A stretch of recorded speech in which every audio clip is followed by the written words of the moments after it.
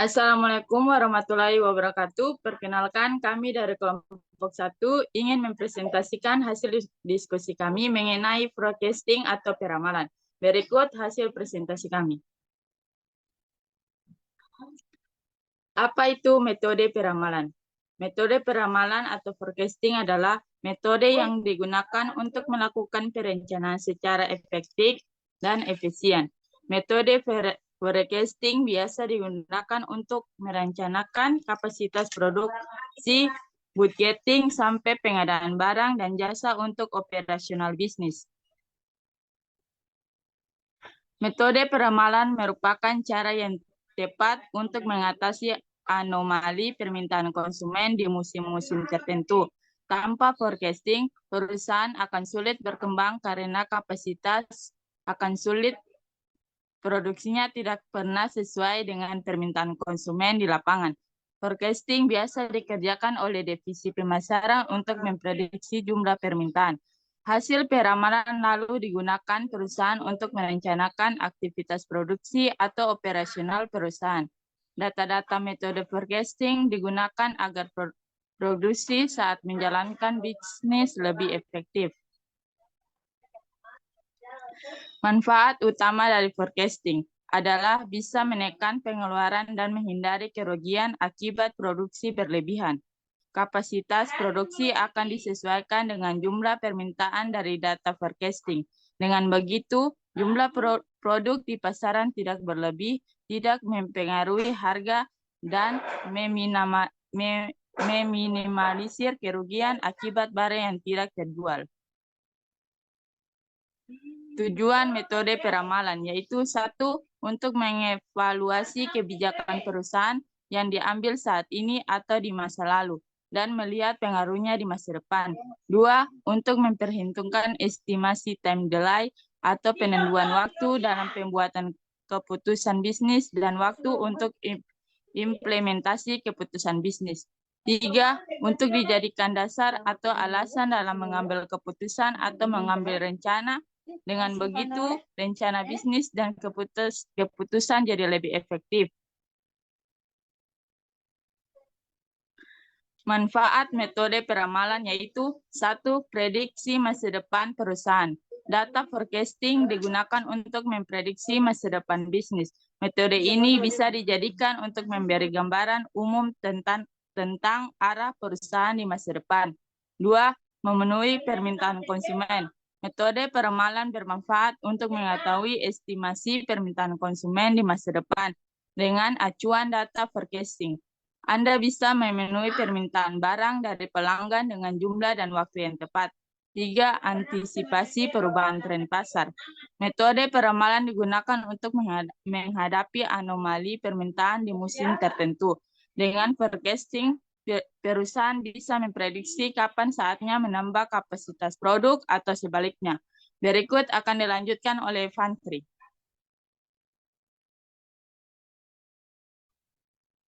Jenis metode peramalan forecasting. 1. Jangka panjang peramalan merupakan data-data dari waktu yang panjang, bisa di dalam waktu 2 tahun.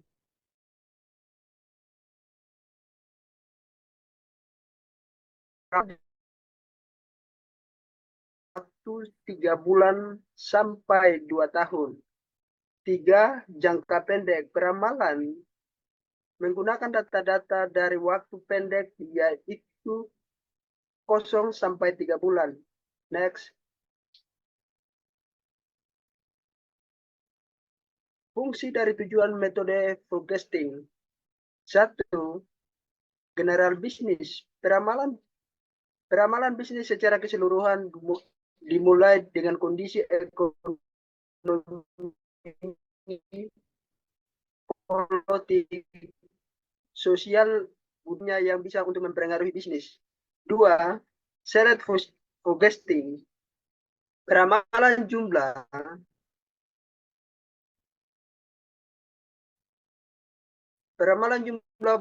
barang bisa juga drum forecasting. Peramalan untuk mengetahui pemikiran, permintaan, kondisi pasar di masa depan. 4. Forecasting financial forecasting. Peramalan bertujuan untuk memperkirakan biaya modal yang akan dikeluarkan di masa depan. Next.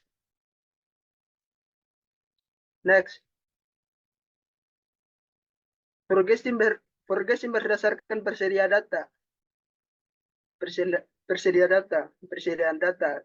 Secara umum pengertian forecasting atau metode peramalan adalah aktivitas untuk mengantisipasi kondisi yang akan dijadikan di masa depan dengan menggunakan data masa lalu. Intinya forecasting menggunakan data yang sudah berlalu untuk mengambilkan keputusan di masa depan. Untuk berikut saya persilakan bersama. Oke, terima kasih Saudara Fantri.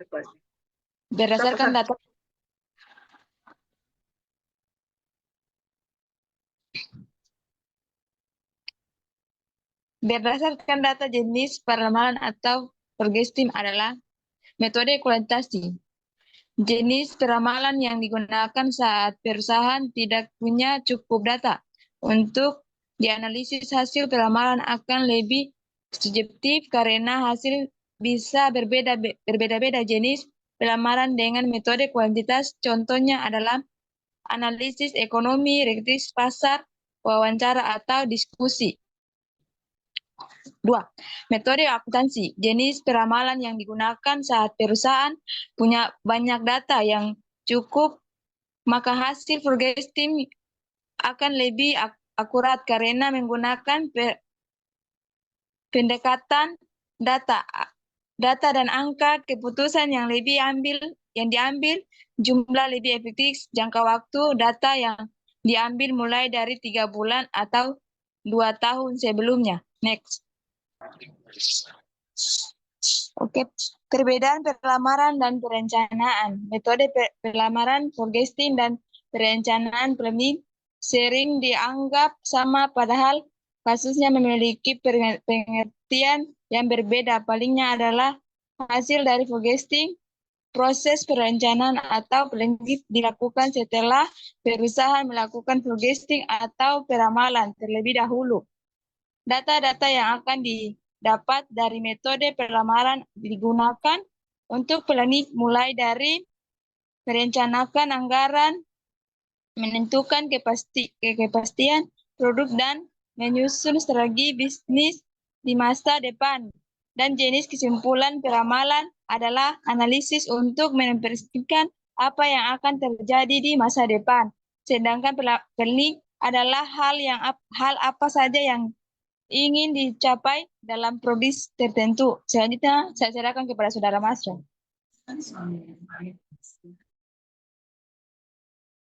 Ya baik, oke, selanjutnya saya akan melanjutkan. Selanjutnya adalah studi kasus yang pertama, yaitu penerapan artificial intelligence dalam forecasting di Hyundai Motor Company. Latar belakang.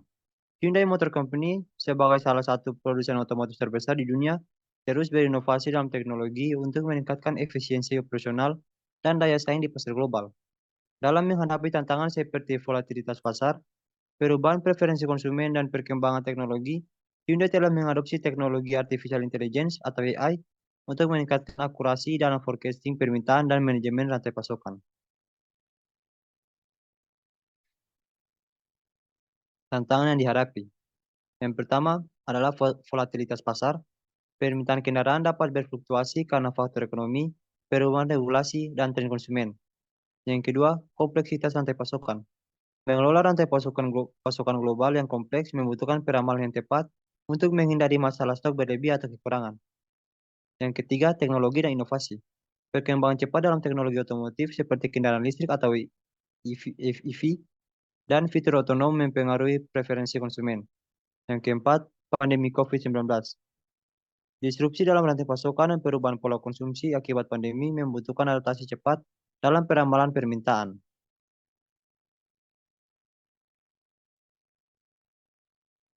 Implementasi AI dalam forecasting di Hyundai. Yang pertama, pengumpulan dan analisis data. Hyundai mengumpulkan data dari berbagai sumber, termasuk data penjualan, historis, tren pasar, data ekonomi makro, dan umpan balik konsumen. Data ini kemudian dianalisis menggunakan algoritma AI untuk mengidentifikasi pola dan tren yang relevan. Yang kedua, machine learning untuk prediksi permintaan. Algoritma machine learning digunakan untuk membuat model prediksi yang dapat belajar dari data historis dan memperbaiki akurasinya seiring waktu. Model ini mempertimbangkan berbagai variabel, seperti harga bahan bakar, tingkat pengangguran, pendapatan rumah tangga, dan perubahan regulasi untuk meramalkan permintaan kendaraan. Integrasi data real, yang ketiga, integrasi data real time. Hyundai mengintegrasikan data real time dari pasar dan rantai pasokan ke dalam model AI-nya untuk memperbarui prediksi secara dinamis. Ini memungkinkan perusahaan untuk merespons perubahan pasar dengan cepat dan menyesuaikan produksi serta distribusi sesuai kebutuhan. Yang keempat, analisis skenario dan simulasi. Hyundai menggunakan AI untuk menjalankan berbagai skenario dan simulasi guna mengevaluasi dampak potensial dari perubahan pasar atau gangguan rantai pasokan. Simulasi ini membantu dalam pengambilan keputusan strategis dan operasional, seperti penyesuaian kapasitas produksi atau perubahan dalam rantai pasokan.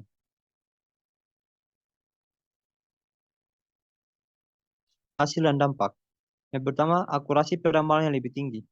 Implementasi AI telah meningkatkan akurasi peramalan permintaan di Hyundai, mengurangi kesalahan dalam prediksi yang dapat mengakibatkan kelebihan atau kekurangan stok. Ini memungkinkan Hyundai untuk merencanakan produksi dan distribusi dengan lebih efisien. Yang kedua, optimalisasi rantai pasokan. Dengan peramalan yang lebih akurat, Hyundai dapat mengelola rantai pasokannya secara lebih efektif, mengurangi lead time, dan meningkatkan respons terhadap perubahan permintaan pasar. Ini juga mengurangi biaya permintaan dan risiko kelebihan stok. Yang ketiga, peningkatan kepuasan pelanggan. Kemampuan untuk memenuhi permintaan pasar dengan cepat dan efisien meningkatkan kepuasan pelanggan. Hyundai dapat memastikan ketersediaan kendaraan yang tepat sesuai permintaan konsumen. Yang keempat, adaptasi yang lebih cepat terhadap perubahan pasar. AI memungkinkan Hyundai untuk beradaptasi lebih cepat terhadap perubahan pasar, seperti pergeseran menuju kendaraan listrik atau perubahan dalam preferensi konsumen. Ini meningkatkan daya saing Hyundai di pasar global yang dinamis. Kesimpulannya, penerapan AI dalam forecasting di Hyundai Motor Company telah membawa banyak manfaat, termasuk peningkatan akurasi peramalan, optimalisasi rantai pasokan, peningkatan kepuasan pelanggan, dan adaptasi yang lebih cepat terhadap perubahan pasar.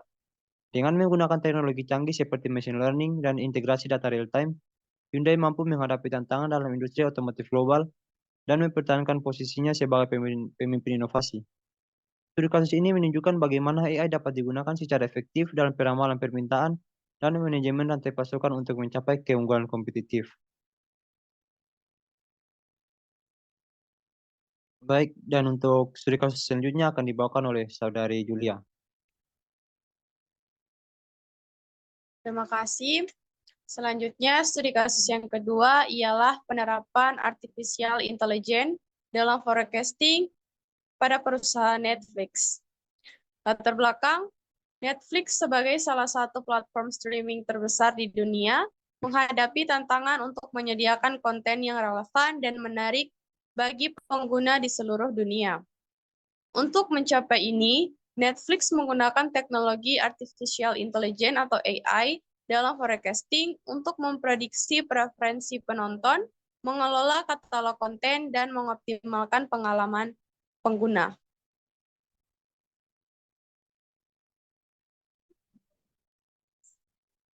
Tantangan yang dihadapi ialah yang pertama, preferensi penonton. Preferensi penonton bisa sangat beragam dan berubah-ubah, dipengaruhi oleh tren budaya, perilaku konsumen, dan faktor eksternal lainnya. Yang kedua, volume data yang besar.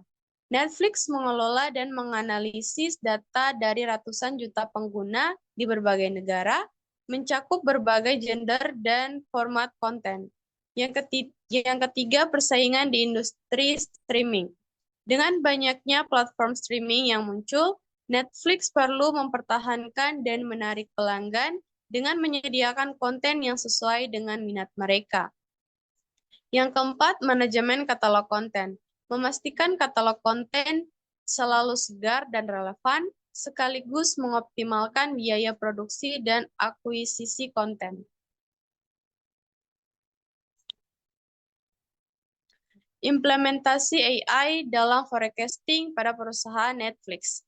Yang pertama, pengumpulan dan analisis data.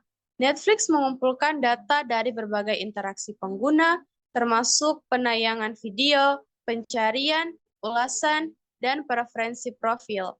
Data ini dianalisis menggunakan algoritma AI untuk memahami pola perilaku dan preferensi penonton. Yang kedua, machine learning untuk rekomendasi konten. Algoritma machine learning digunakan untuk membuat model prediksi yang dapat mempersonalisasi rekomendasi konten bagi setiap pengguna. Model ini mempertimbangkan sejarah penayang, rating, gender favorit, dan interaksi lainnya untuk memprediksi konten yang mungkin diminati pengguna. Yang ketiga, Natural Language Processing. NLP digunakan untuk menganalisis teks ulasan, deskripsi konten, dan metadata lainnya untuk memahami konteks dan sentimen yang terkait dengan konten. Ini membantu dalam membuat rekomendasi yang lebih canggih dan relevan. Yang keempat, analisis skenario dan prediksi tren. Netflix menggunakan AI untuk menganalisis tren global dan regional dalam konsumsi konten. Analisis skenario membantu memprediksi popularitas gender atau format baru dan merencanakan produksi atau akuisisi konten sesuai prediksi tersebut. Hasil dan dampak pada perusahaan Netflix. Yang pertama, personalized user experience. AI memungkinkan Netflix untuk menyediakan rekomendasi konten yang sangat personal dan relevan, meningkatkan keterlibatan pengguna. Pengguna merasa mendapatkan nilai lebih dari layanan yang meningkatkan retensi pelanggan. Yang kedua, optimalisasi produksi dan akuisisi konten. Dengan prediksi yang lebih akurat tentang tren penonton, Netflix dapat mengalokasikan anggaran produksi dan akuisisi konten dengan lebih efisien, mengurangi risiko investasi pada konten yang mungkin tidak diminati. Yang ketiga, peningkatan keterlibatan dan waktu tonton. Rekomendasi yang lebih baik mendorong pengguna untuk menonton lebih banyak konten dan menghabiskan lebih banyak waktu di platform. Ini berkontribusi pada peningkatan pendapatan dan pertumbuhan pelanggan. Yang keempat ialah adaptasi terhadap perubahan pasar. Netflix dapat dengan cepat menyesuaikan strategi kontennya berdasarkan perubahan preferensi penonton dan tren pasar, mempertahankan daya saing di industri streaming yang dinamis.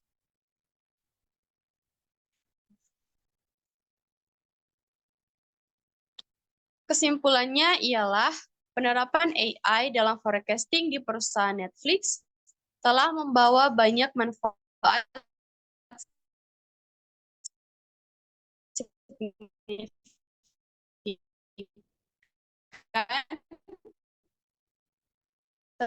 termasuk peningkatan personalisasi terhadap NLP dan analisis data real-time.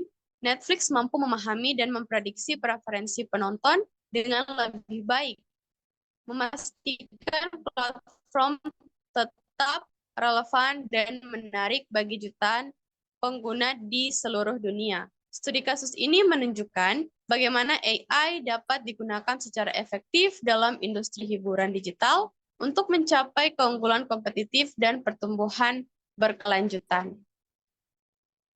Selanjutnya, saya beri. Ya, terima kasih. Mungkin itu saja hasil presentasi dari kelompok kami. Sekian dan terima kasih.